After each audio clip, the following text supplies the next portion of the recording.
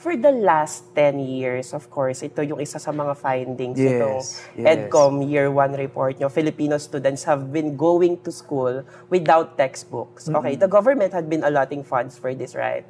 I mean, what led to this? Why this? Oo. So, did it happen? yun yung nagulat kaming lahat. Kasi even yung mga legislators, kasi taon-taon ang budget ng DepEd dumadaan sa Senado at sa Kongreso, di ba? Tapos alam nila, laging may pondo for textbooks. So, nagulat kaming lahat nung nakalap namin yung data at pinagdikit-dikit namin. Yun pala, simula 2012 hanggang 2022, 2 grade levels lang ng mga bata ang may kumpletong textbook sa lahat ng subject. That's grade 5 and 6. And I think we're flashing the graphic for everyone to see. In that graphic, yung blue, yun yung may textbooks. Yung red, ibig sabihin, walang libro. Okay. And one of the main issues is nagpe-fail sa procurement. Ang procurement in government is really, you have the funds, but you need to bid it out to make sure that it is competitive, that it is cost-efficient to government, and that you're able to get quality outputs that are then given to the children.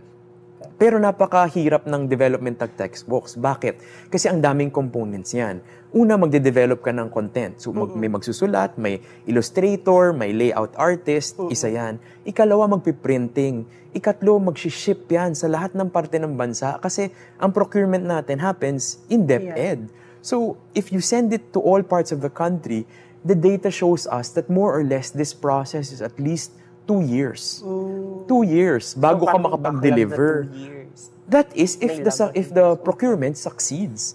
But most of the time, yung capacity ng mga publishing companies to actually meet the requirements of DepEd, and actually meron silang mga feedback about it, na minsan daw, ang taas ng requirement sa klase ng papel or yung GSM ng papel, pero mababa yung pricing. So sabi nila, hindi masyadong viable for them to bid and participate. So these are things that DepEd is slowly working on and now trying to fix, and hopefully maresolbahan na yan this year. Kasi magsisimula na naman tayo ng bagong academic year. Ang tanong lagi ng mga commissioners namin sa DepEd, day 1 ba may gamit ang bata? Kasi kung wala, kahit na nag-decongest tayo ng curriculum sa matatag curriculum na ngayong darating na academic year, K1, 4, and 7, i-roll out na, kung walang gamit, sabi ng mga teachers, mahihirapan kami sa trabaho namin. Hindi kami makakapagturo ng mabuti, mahihirapan yung bata. Sana may gamit. Okay. I don't know. Actually, Rappler did an investigation on the learning materials that were just sitting in warehouses. Yes, and also. this includes textbooks. Nandun siya.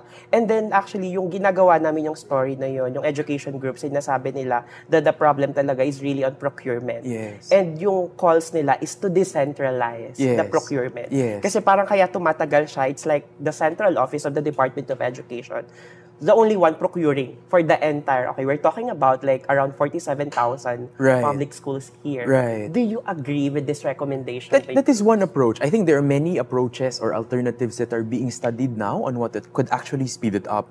It's one approach, and definitely it should be considered. And I think to an extent, DepEd is trying to test that this year. But what initially, the initial feedback that we are getting is that on the ground, hindi naman lahat ng lugar sa bansa may capable publishing companies na may magbibid.